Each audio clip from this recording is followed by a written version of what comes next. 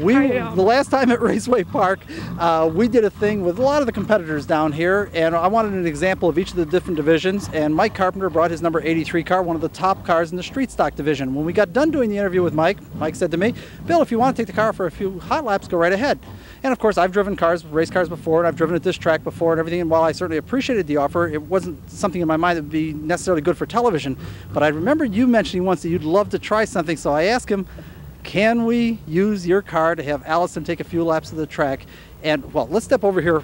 Come on over here. Let's step over here. First of all, once again, Mike Carpenter, welcome to Motorsports Unlimited. Hi, thanks. Nice to be here. Okay, you remember the last time? Oh, yeah. Okay, it almost cost you your race car. You're just not really aware of that. Now, Allison, come on over here and step in here. Not that bad. No, wait. Now, Allison, I came to the motorhome and I said to you, one of the guys out there, the guy that we interviewed with the street stock car, said that you could take his car for a few laps, and you just about flipped out. Oh my, it was awesome. Yeah, no, I've something I've always wanted to do. And I told you when I started this show, at one point I want to at least try all the cars that we kind of do. I think it's just kind of neat, and you don't understand what it's like to drive these until you're actually behind the wheel. Okay, that's my point. The problem we in the motorsport community have as far as helping the general public understand our sport and understand our enthusiasm is the general public in all likelihood will never have an opportunity to drive something like this. They have no idea what these, everybody, for example in baseball, everybody has gone out to a little league field and swung a bat and they know what it's like to hit a ball and all that, and they also know what it's like after they've tried a long time and they've hit the ball 100 yards or something to see somebody walk up and smack at 300 yards. Everybody knows, wow, that's impressive. But we don't have any frame of references. What are these guys? How talented are these guys out here? And the other thing is, most of the time, like when I talk to gentlemen in bars or when I'm out at social events and stuff, they all say to me, "Oh, I'd love to try to drive one of them." I mean, it is something that isn't really attainable for a lot of people. No, it's not attainable. And so my question is, how can we communicate with the audience to tell them how exciting this is? Stick me in a car and just tape my face. That's the point. If you have a guy do it, we have a natural ego problem. If you have a guy do it, yeah, exactly. If I got out of it because I'm not going to be overly impressed, I'm going to say, yeah, cool.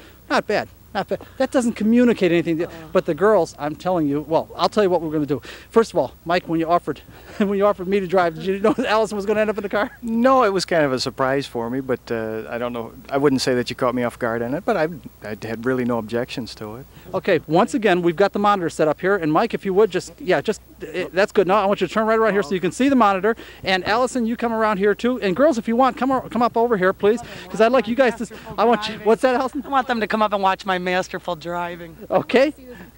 Wait, just a minute. What was that, Joe? I said I want to watch Allison because I'm next. Okay, she's next. Now, okay, we're just getting ready here, and Allison is just pulling away. Mike, what are you thinking? Oh no, it's right. What did I do? And Allison, what's in your mind now? Oh, I just trying to get the feel of the acceleration because they are really powerful. It was awesome. Oh yeah, my heart was beating 250 beats a second. I'll tell you what I was impressed about. And Joe, you say you want to drive a race car too, right? Absolutely, absolutely. Okay, I want you to look at Allison's face as she comes around. We had a couple of real tight shots of her face. Allison, you were grinning from ear to ear. Oh yeah, I couldn't believe I was in it. It was really neat. Kimmy, you said you didn't want to do it. Not that day. I just wasn't feeling right, but I would. You would do it? I would, as long as I can't drive stick shift, though. And we're going to solve that, by the way, Kimmy. I know you will, but if the car is automatic, I'd do it. How about tonight? And Christine, you can't drive anything automatic or stick. No. She already. So you're sort of out of it on this stuff. Yes. But Bill, she already did her lap around Raceway Park. That's right, earlier today. On foot. Yes. In heels. In heels. Mike is making fun of my grin. No, is she enjoying this or what? Absolutely. We were sitting over by the ambulance entrance there and watching her, and she was just, it was ear to ear. We were just having a good time watching and enjoying it.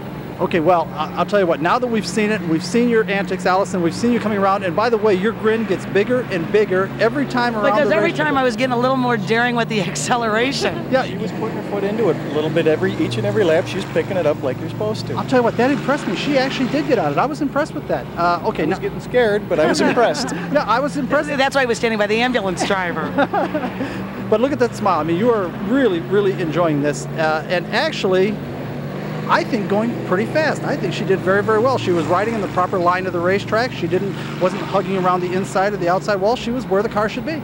I'll tell you what, if she'd have gone out, she would have been probably in the medium heat that night, so right around mid-pack, I would say, for driving like that. You really think so? Okay, well, listen, just great. Now, let me shut this thing off.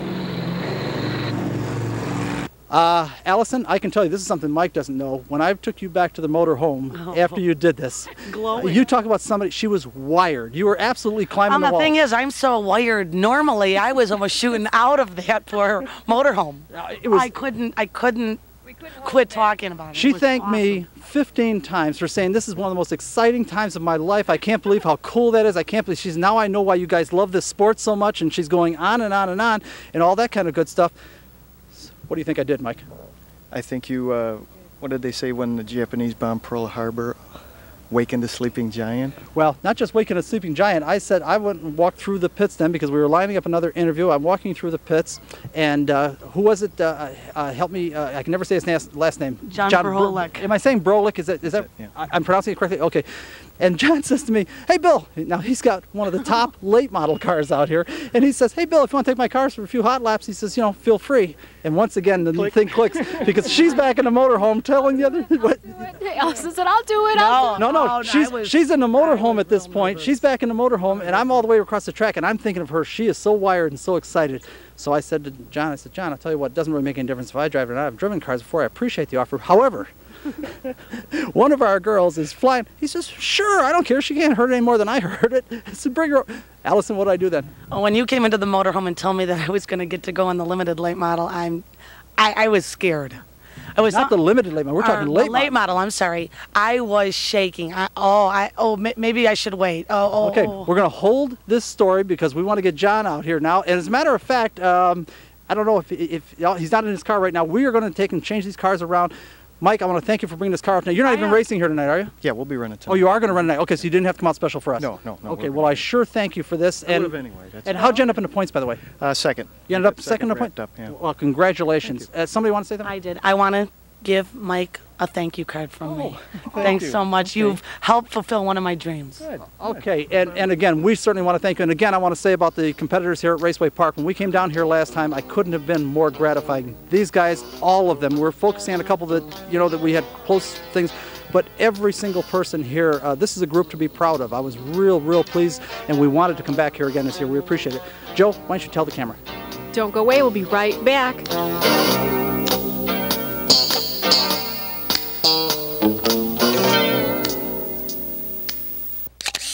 Mike Carpenter was only one of the men that made Allison's dreams come true. You've already heard a little of the next part of the story. Now we want you to meet the second player in Allison's stock car career, John Brolic.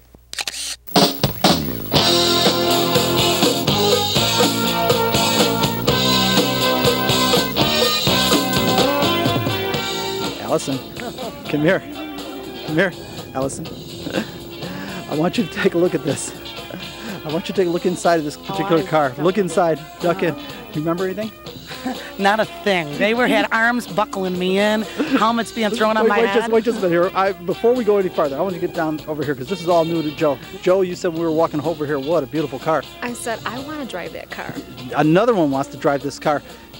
Tell her what it was like. Oh my gosh, it was awesome. Now this is my true love, this car right here. Well, you have to, and I wanted to build to this, but first let's get down here and reintroduce John Brolic, and I hope I'm saying that name wrong. For some reason, I've got a mental block. Please reintroduce yourself to our audience. John Brolic, you're correct. Brolic is correct. Yes, Why do is it spelled? No, I guess it's spelled Brolic. I don't know why I don't say it right. John, you were nice enough to let Allison drive your car the last time we were down here. She has not stopped talking about it yet. She feels it's the most awesome thing that she's ever done. How did you feel with her out there? Oh, I felt safe. It's obvious I've watched the show for years, and she controls herself well. She's ready. Thank you, John. He's the only one who's ever said a nice thing about me on the show. You got him fooled, I'll tell you. The thing I want the audience to really understand is that when I came back from Allison driving the street stock car, and she was so wired and so excited, and I went to get her to drive your car then she was afraid. Will you concede that? When you walked in and you said, John Brolic has offered you to drive his car, I was shaking. Wait a minute. She had a look on her face. She was definitely scared. Yeah. Yeah. Yeah. Wait a minute. I was going to try to talk. Oh, maybe we should do this another time, Bill. Because you were still all excited from well, the other I was so pumped up from the other one, and I knew these guys were just so much more powerful. I was nervous. You can ask John when we got over to the car and they got me into the car. I was shaking so bad I couldn't hook my helmet.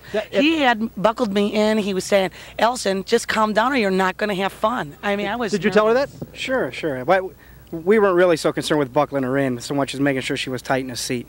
So that she wouldn't move around and then you can't drive the car. Correct. Yeah, you really have to fit in these cars like a glove. Now, I'll tell you what, let's take and roll that thing, and let's talk about it a little bit as we do it. If you would, John, just step over there so you can see it, because I want you guys to comment on this as we talk about this.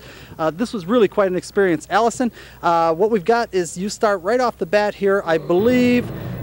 Okay, we've got you. You've just come out of the pits. What are you thinking? Now, what's the difference in feeling? Actually, when I first started, I was kind of afraid because he did tell me that, you know, at the clutch, it's kind of hard to get it going. And it did start it up right away, got it going. Once I actually drove out, I had automatically calmed down now. Now I knew I had to kind of get into it or I was going to hit a wall. Well, I was much more calm, and now getting the feel of it and the power behind it, I mean, I just can't explain it. It's awesome. Well, now we should also say that the other car, the street stock car, was an automatic transmission, and this car is one of these real trick 4-speed, stiff clutch, manual transmission cars. Oh yeah, and then when I did shoot it up into the 5th gear, and I felt that push behind me going in. I said, well, we're going to go back down to 4. So I only stayed in the 5th gear. I have a feeling if you got it in 5th gear, you were really excited, right? Did you see how well she was just doing? I mean, look. Once again, I also want to point out, if you look real close, we've got a smiling face in there, Allison. I don't think the smile has left my face since I've been in that car. Okay, tell us what you thought was different. Obviously, you've got a stick shift car here, and it's a 4-speed, right? Not a 5-speed? It's a 4-speed, correct. Right, so you went from 4th and then right back to 3rd, and so you stayed in 3rd. But what impressed me is you actually did get on it a little bit, enough to really feel the car. What are your impressions now of this compared to the street stock car? Well, I think it's got a much tighter feel. It really feels like I felt more secure in this car. Yeah, it's more like a complete thoroughbred. Car, right, and the power behind it, and you're so tight in the seat, so you're not afraid to put the gas, you know, give it some, because it pulls you, but it's a real tight drive. And I was having a little bit of trouble around the corners looking up because of the roll cage. So I was looking out the window on the turns. But John, tell her that the way you do that is to run it hard enough where the back end steps out and you're looking right just, have I got it right? Yeah, you basically, around this place especially, you're more looking to the inside than you are straight ahead, because you're always turning, so you're always kind of looking towards the corner, and you're always looking for trouble ahead too. So you're really, the trouble's usually in the corners, and you're kind of looking towards the side. You're very rarely, you could probably tape up half the windshield on the right side because you never even use it. Allison, you definitely enjoyed it though. Oh, it was unbelievable. Okay, solve my problem now. Explain it to the audience. We've got a general public audience. Tell them how good these guys are out there and just what a handful they're dealing with. Well, I'm telling you, just looking at the different speed between myself and what they're doing out there with a group of cars, it would scare me to death to be out there with even one other car. So they really they're unbelievable drivers in order just to handle it with all those other cars, because they are quick. The cars they're literally dynamite. They're literally dynamite. The thing is, it's a shame that more people don't get an opportunity to do this, to try these, because you really see the appreciation. It's the only. Wait, let me stop the tape now. We're going to see what we can do, Joe, because I can see that you're anxious. We got a girl here that's really anxious now. First of all, we really want to thank you, John. This is the only way we can communicate to the general public just what you guys are up against out there, because as you know, the general public is never going to be able to experience anything like this. Well, you know, I have to agree, and more so than anything, in the last 3 years I've been coming here competing pretty hard. I've brought several younger guys. Donnie Crittenbrink, who's won a championship this year. He was second last year. Phil Splant, if you're involved with the racetrack at all, he's won like 5 Enduros in the last 2 years. He never raced before. I brought him here, let him drive one of my cars in the Spectator Division car, and he's got hooked up right away, and he loved it. Now he's the Enduro king. Tim Nix has won 2 Enduros in the last few months. I got him, so he never raced before. So you're something of an ambassador for racing, well, then? I wouldn't say that, but I like giving people opportunity. I've been kind of short on opportunity all my life. I've worked hard for it. My brother-in-law Dave Weltmeyer has really opened the door to me. And yeah, let me say that this happens to be an ex-Dave Weltmeyer car, right? Yes, it was. And I think our audience, I don't think there's anybody left in the world that doesn't know who the great Dave Weltmeyer is. Correct. He's great. As a matter of fact, his motor's in there right now. I broke mine a couple weeks ago, and the guy just turned around and, if you don't take my motor, I'll never talk to you again, he told me. No, I'm telling you, People in racing are pretty special people. I know we're about to run out of tape here, so I don't want to let go. I want to ask you first, how have you done with the season, for the season down here? And I know, and once again, our audience will remember, you don't necessarily fancy yourself a driver. You do this to help Dave work on his car. But I'm telling you, folks, this guy's a driver. And as a matter of fact, he went to Grundy County Speedway, a real fast track, won the feature. Am I right? Yeah, my first time ever racing there. Okay, nice track too, isn't it? It's pretty comfortable. It's a nice track too. Okay, how are we doing this year here in points? We're fighting for second place right now. I'm 5 points in second ahead of Mike Loers, and tonight's going to be the last night, and it should be a good battle between us, because Mike, you can't ask for a cleaner racer. The guy's just incredible, so it should be fun, it should be exciting. Okay, well, we thank you for spending a little bit of time with us, and thank you so much for letting the girls experience your card. And Allison? This is for you. You've helped make my dreams come true, so a little thank you card. A note for thanks from Allison. Thank you very much. Okay, well, we certainly thank you, John. Let's see. Kimmy, I don't think you've done this yet, have you? Can you see why we like the folks at Raceway Park so much? It's been gone for almost a decade, but we haven't forgotten. Hi, I'm May Chin. Let's continue. John Brolic and Mike Carpenter will never know how much of a personal thrill it was to drive their cars. I wish I had a way to explain to you just how fast, quick, and violent these cars are. Take my word, for race car drivers are to be admired for their skill and courage. Now, even though auto racing is all about cars, drivers, and builders, it takes lots of folks to put together a motorsport event. Let's meet some of them.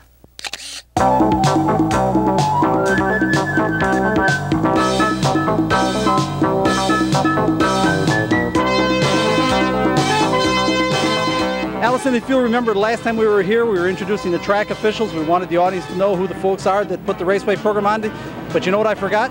The popcorn and food and souvenirs and all the fun stuff. All the fun stuff, and it takes a bunch of people to put a racing operation on. And, sure. And can you imagine if Bill Will walked past a couple of pretty girls like this? Oh, well, that is what a shock. That is a shock. First of all, you are? Karen Smith.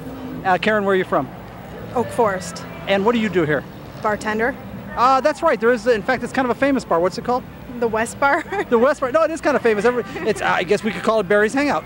Yeah, that's true. Okay. You enjoy it? Oh, yeah. And how long have you been doing it? About 2-3 years. Really? That long? On and off. Okay. This is the first year of full-time. Well, if I had known you were down there, I'd probably been down there myself already. And you are? Cheryl. Cheryl what? Barter. And where are you from, Cheryl? Mount Greenwood. Where? Mount Greenwood. Is that in United States? It's in Chicago. And what do you do here? Bartender. You were also a bar. Boy, if I'd known they had pretty girls like this down here, the same bar, because are there two bars here or No, one? I'm in the East Bar. So there's an East Bar and a West Bar here? Yes. Okay, because you guys don't get along at all, right? No, we hate each other. Okay, yes. Where do the cuter guys hang out, the East or the West? Which is the East or West Bar for the cuter guys? Both. Both. Can I stay for a while after? There's no such thing as a cute guy, and who cares if there was? Wow, certainly you got it wrong here. Okay, now wait a minute. As important as these girls are, and they certainly are, they're not the only extra players or other players that we ran into down here. Keith, if we can, as a matter of fact, Chuck, if you can pan your camera around over here, these folks want to tell us who they are. You are? I'm Sue Tulaski. And where are you from, Sue? Kell Park. And you are? Debbie Pilsudski. And there's no sense asking what you guys do because you're here, I guess, doing the souvenirs. Yes. Okay, how long have you been doing it? This is my 3rd season. Wow, long time in yourself? 2nd year. Second, you enjoying it? Oh, yeah. Okay, great. What? I assume they have pictures of the drivers and everything? Mm-hmm. Okay, whose is the most often requested? Pat Eklund. Pat Eklund. We're going to talk to him tonight, I hope. Pat Eklund, he's the track champion, right? Yes, he is. Okay, thanks for spending some time with us. This gentleman here, and if I could, Keith, you know, if it's just you and me on camera, nobody's going to watch. So let's get over here and get over here with the girls so somebody will watch this piece. First of all, you are? Keith Schweitzer. I'm Keith, the announcer here. Right, you're the announcer, and I should say we have had Wayne Adams Sr. on our program several times. Yeah. So you apparently are, how would we say, his protege? No, was he gone before you? He was gone before I got here, yes. I came in because the young man that was doing it wasn't too happy about it. He wasn't too crazy about doing the job, and I had some experience at another track. And boy, what a voice. I envy him. Have you done a lot of announcing? I had 16 years at the Speedway in Indiana, yes, announcing. Ileana? Yeah. Oh, sure, the great Ileana, the last half mile left.